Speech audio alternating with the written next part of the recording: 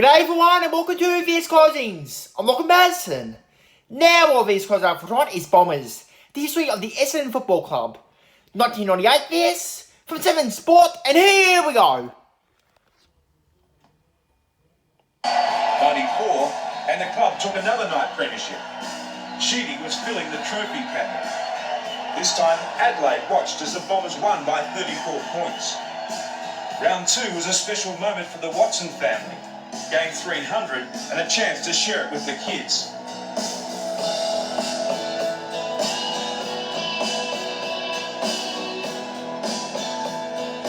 James Hird was establishing himself as one of the premier players in the game. In what would develop into a disappointing season, he would win the first ever hat-trick of club best and fairest awards, a feat only achieved by Graham Moss in the 70s and Dick Reynolds in the 30s. Gets the hand pass back to Buick. On his own now is Calthorpe. Approaches the 50. Calthorpe goes long and kicks a goal. After 307 games, the ankle finally gave way. This time, there would be no coming back. My injury just added to a litany of medical disasters that had befallen the club through 1994. Not even the infamous brawl as the players entered the arena against Collingwood would fire Sheedy's boys up for a defence of their title. In 1995, the woes continued. It would be a year in which racism would rear its head. Michael Long upset at the words of Collingwood's Damien Monkhorst and forcing the AFL to address the issue. And it would be the year in which Kevin Sheedy made this admission on Talking Footy. That's when I get down to decisions from Martians and that, but by Masons, you mean the umpires? I wouldn't say that. I'm not allowed to talk about umpires, and I'm not allowed to talk about commissioners. The centenary year of the AFL was the opportunity to pay tribute. Simon Madden, one of the all-time great ruckmen, involved in those brilliant premiership years of 84 and 1985. Superb player. Graham Moss, who we saw so little of in Victoria, but 3 best and fairest and a Brownlow medal. And then he went back to Western Australia. What a superb ruckman he was for Essendon. King Richard, has there ever been another one like him? 3 Brownlow medals. What a distinguished career from 1933 to 51, Dick Reynolds. And then Jack Clark, the wonderful player from 51 to 67. Ron Clark's brother, Ron, carried the torch here at the Melbourne Cricket Ground. 1996 was a chance to honour the greats. And when 75,000 packed the MCG on a Wednesday night, they saw the Bombers take on Geelong just as they had done in round 1, 1897. Darren Buick was back in the side and in a jumper reminiscent of the 1890s, but his form belonged to the modern day.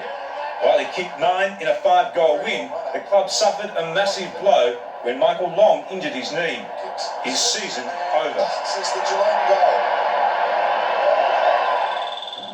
The most amazing game in 100 years, the night the lights went out at Waverley. On a Tuesday night, the players returned for 24 minutes, but enough to see the Bombers home. Essendon lineup in their quest for success this year. Mark taken by Fraser. In goes Fraser, and he's put through for a goal to the Bombers. With 10 seconds to go in the qualifying final, Gavin Wanganeen had the awesome job of sinking Brisbane.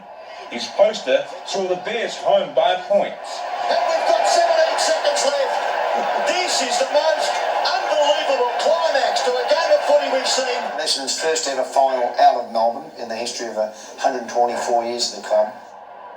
The Jackets waved again when the Bombers thrashed the Eagles on first semi-final day.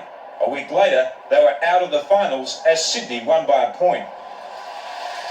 If there was one consolation for the cutthroat finishes and close shaves, it was the form of Hird. Another best and fairest, and in grand final week, the big one, the Brownlow medal with Brisbane's Michael Voss. He's very mature for his age. He's pretty well balanced. I go give him a bit of a hard time. I mean, it's great to see him get a bit of a biff and a cut here and there because can't run around the football ground looking like Robert Redford all your life. But he's been tremendous. He's shown great leadership with Gary O'Donnell and helped Mark Harvey and Gary and Bond and the young kid at 23 coming out. 3 best and fairest in a row. He's got a very, very strong inner sense that I'm going to be real good in my life, in my time before the Jets. To James Hird and Michael Voss. Hey, mate. But there, as he has been for 18 years, was coach Kevin Sheedy. In July 1998, he would overtake Dick Reynolds as Essendon's longest-serving coach. The King and the former plumber, two men who have left an indelible mark on the club. Heading beyond 2000 is going to be so much different than Jock McHale's era. There's no doubt about that. And that's the end of today's cousins. Thanks for watching. We'll see you next fortnight. And it's on Passing AFL. Good night. 2/3 of a coach, or what I would think a coach will be in the year 2010 or 20.